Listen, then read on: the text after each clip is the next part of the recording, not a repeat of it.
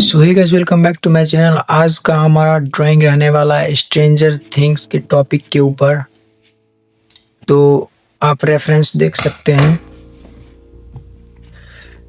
ये रहा रेफरेंस।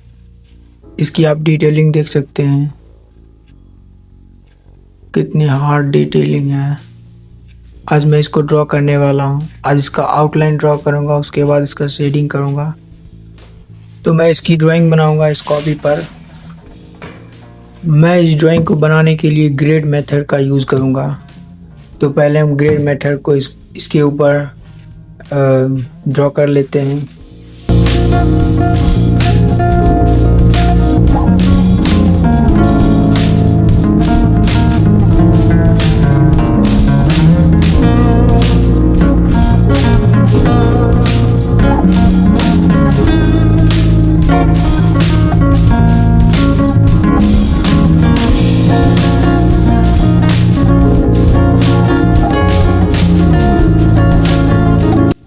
तो मैंने पूरे पेपर पर लाइंस ड्रॉ कर लिया है।